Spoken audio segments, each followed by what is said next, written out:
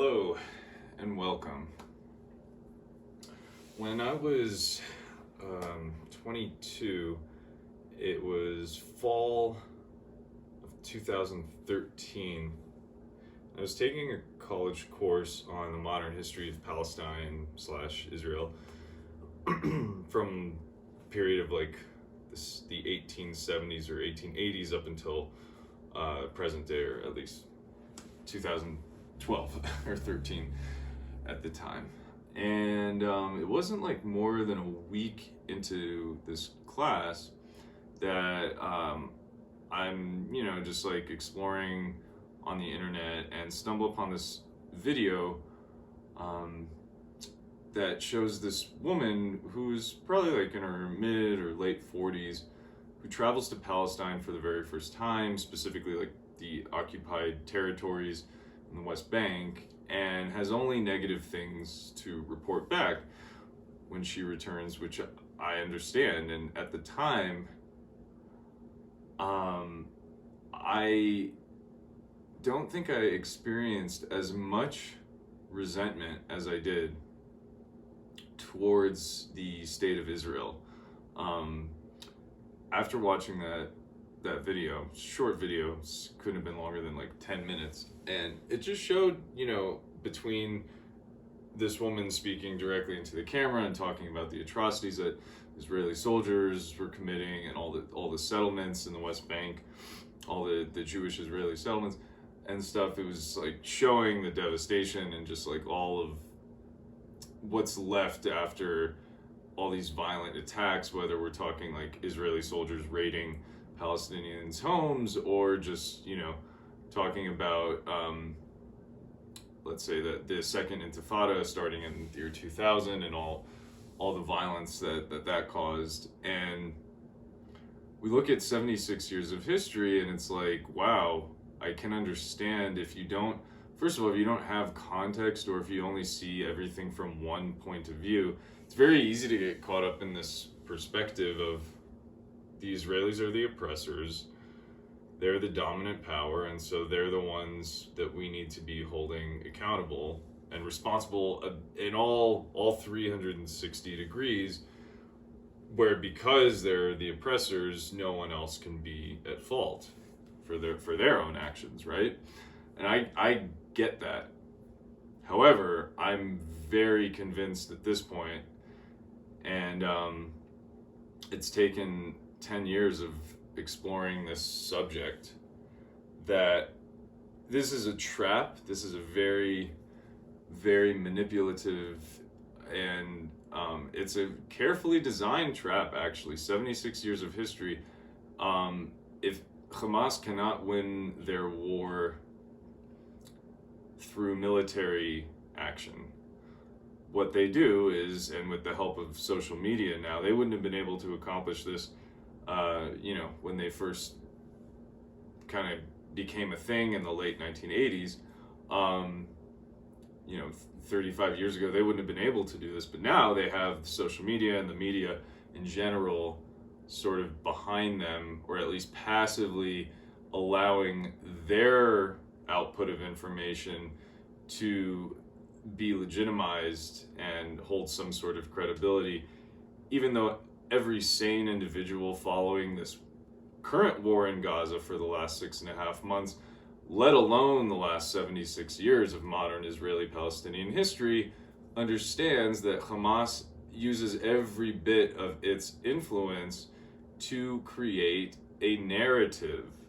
And within that narrative is probably a certain level of the truth, but also within that narrative is a bunch of nonsense, honestly. And so, getting back to this video though, so I watched this video again. This is 10 years ago, almost 11 years ago, and I write an email to my dad, who's always been very pro-Israel, and I go, hey, I just watched this video, blah blah blah, is this all really true about how Israelis are treating Palestinians? And he writes me back a day or two later, and he's basically look, yeah, there's a lot of truth to that. there's no denying the treatment of Palestinians, especially in the West Bank territories, etc. However, and then he brought it back to why he's pro-Israel and what is significant about Israel for him and for my dad, as well as for me now, especially. It started then, but it continues now. It's always been about personal connection, a family connection. His father, my grandfather, he left what was then Nazi Germany in the late 1930s as a teenager, and he was not at the time able to make it to America. That wouldn't happen until the early 50s, after the establishment of the modern Israeli nation. But up until that point, he spent the rest of his adolescence and then early adulthood in what was then Mandate or British Mandate Palestine, leading up to the establishment of modern Israel in the region, and then made it to New York eventually in the early 50s. That's where he met my grandmother. But this is, for me, it's more than a family connection, because this to me it comes down to morality. And when you learn the basic facts of what happened in the late 1940s, and the fact that today there's this attempt to want to distort what happened, which is such an interesting thing. Let me take a very easy example, and then we'll return for just a couple minutes to the war and why I'm going to make a bold statement, but I don't believe Palestinians will ever, at least in my lifetime, which if I'm gonna live to 80 or 90, got another 50 something years, I don't think within the next 50 years Palestinians will have their own state in the ways that let's say a large portion of them would want to, which is to say it would be something akin to what the Israelis have. 9 million Israelis live in, an imperfect society, but it is one that strives towards democracy and towards respect for individual pursuits, which is something that I used to think America liked to embody. And we can't ignore the ugly pasts that all of our histories contain. This country was built upon the enslavement of individuals.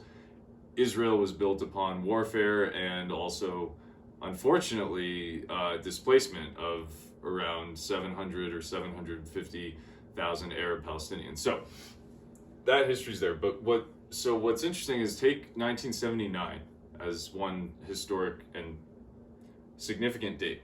Menachem Begin, the prime minister at the time, he signs a treaty agreement with Egypt, with the Egyptian president Anwar Sadat at the time. We find out, of course, later, some extremist in Egypt, he assassinates Sadat, major tragedy. Because of course, people, they get all, hell-bent on their agendas. They're opposed to peace, and then you see what happens. Same thing happened in the mid-1990s when the Jewish guy, extremist, he assassinated Prime Minister Yitzhak Rabin, excuse me.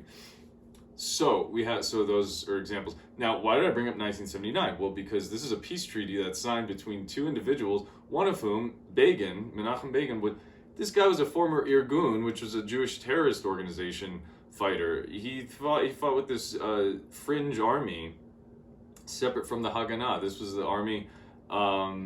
They weren't directly behind it, but they would have probably at least supported the bombing at the King David Hotel. That was this well-known bombing that took place. This was a terrorist attack. The Irgun were considered terrorists, right? But this is what people do. They blow things out of proportion. Menachem Begin had many faces. He had many sides to him. But that's the complexity to this whole history, right? And that's honestly one of the differences between Menachem Begin and a guy like, let's say, Yasser Arafat.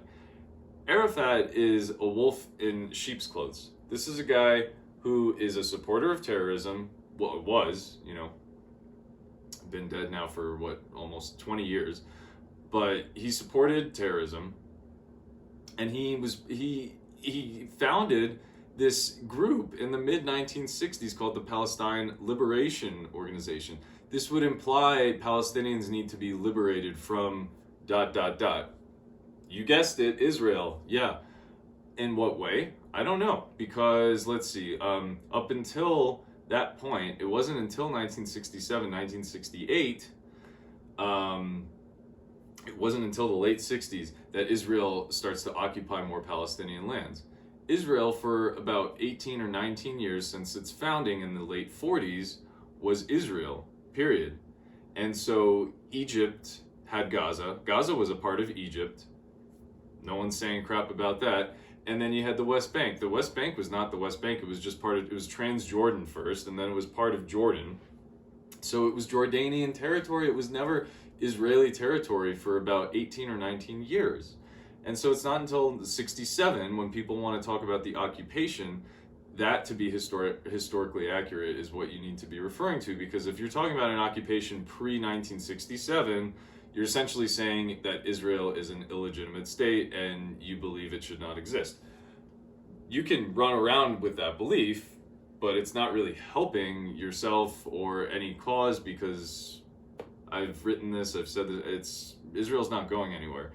And if Israelis decided to move tomorrow, 9 million of them, they'd be welcome here in America, and they would be welcome in most other free countries, but that's not going to resolve any sort of warfare in that region. You think that all of a sudden Hamas is going to lay its weapons down? No, they're going to find the next enemy to attack. Next thing you know, they're going to face off against Hezbollah, and the war continues. So really, at the end of the day, Israel is not the problem. Israel is the solution to the cancerous parasites that wage this jihadist war that's a forever war and that never ends, because they don't believe in this sort of consideration for other people's lives. They just believe in whatever was written in some sort of holy scripture. I don't believe that Jews should base their displacement of Palestinians in Judea and Samaria upon religious scripture either. I don't think that that's an ethical thing to do. It's not my responsibility to say or do anything in regards to helping or preventing people living their lives wherever they are, whether we're talking in Palestine or in Wuhan in China. Okay, so this isn't for me to decide. I think people can weigh in on it, but I think one of the problems that we have today is everyone's got an opinion about something, especially when it comes to Israel. And frankly, they should keep their mouths shut if they really have zero historic context. And when somebody asks them from which river to which sea Palestine should be free, if they can't say the Jordan River and Mediterranean Sea, then they're disqualified from talking about it, period, end of story. So, thanks for watching, and I'll see you on the next one.